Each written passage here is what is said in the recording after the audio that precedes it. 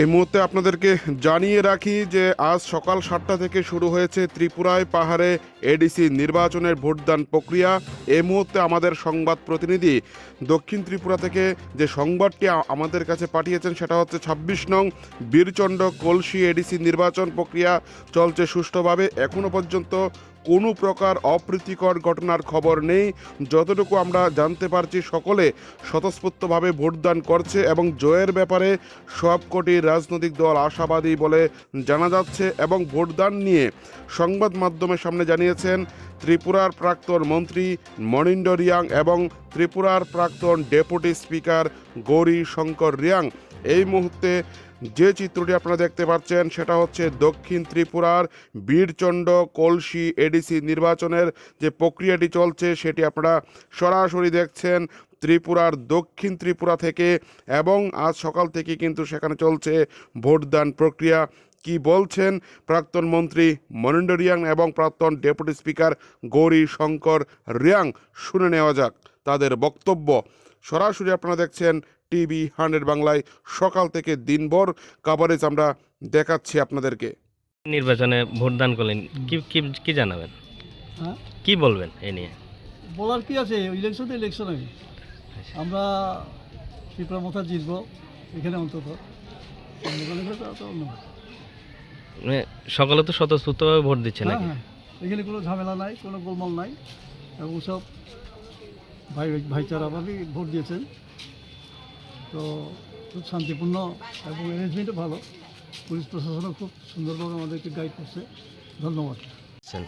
তো এই আপনার অনুভূতি কি বা কি বলবেন, কেমন দেখছেন? এখন এটা কাজের নিরিখে সব কিছুই হলো। কোন কোন পার্টি এখন এখানে তো বিভিন্ন পার্টি আছে, প্রতিযোগী অনেক তো আছে। এখন কার কি ফিউচার, সে অতীতে কি করছে তার উপরে নির্ভর করে কাজের নিরিখে মানুষের ভোট পাইব। এখন তো স্বাভাবিক মানুষে এখন যে সবাই আশা করে যারাই সরকার গঠন করুক অন্তত যাতে একটা পরিবর্তন একটা দেখা যায়, এই ধরনের চিন্তা ভাবনা সব মানুষেরই আছে। এখন এখানে তো ক্যান্ডিডেট অনেক থাকলেও আর কি, প্রতিদ্বন্দ্বী অনেক থাকলেও সবার তো কাজ হওয়ার কথা না। আমি তো মনে করি এখন এটা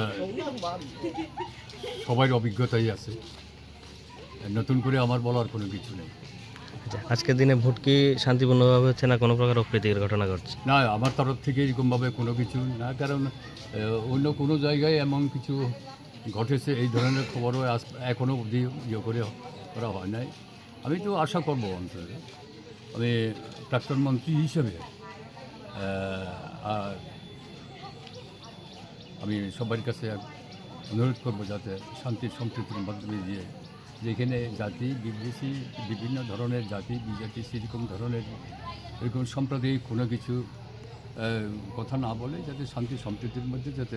इस अक्षय तृतीया स्वर्ण कमल लाया है स्वर्ण अक्षया ऑफर 14 अप्रैल से 2 मई तक। पाइए डायमंड ज्वेलरी पर 100% मेकिंग चार्ज ऑफ और गोल्ड ज्वेलरी पर 30% मेकिंग चार्ज ऑफ। हर खरीदारी पर अश्योर्ड गिफ्ट्स, साथ ही जीतिए 2 गोल्ड नेकलेसेस, 11 गोल्ड कॉइन्स या 5 डायमंड रिंग्स लकी ड्रॉ में और अपना पुराना सोना बदलिए पूरी कीमत पर। आज ही विजिट करें स्वर्ण कमल ज्वेलरी, अगरतला, उदयपुर और धर्मनगर। TNC apply.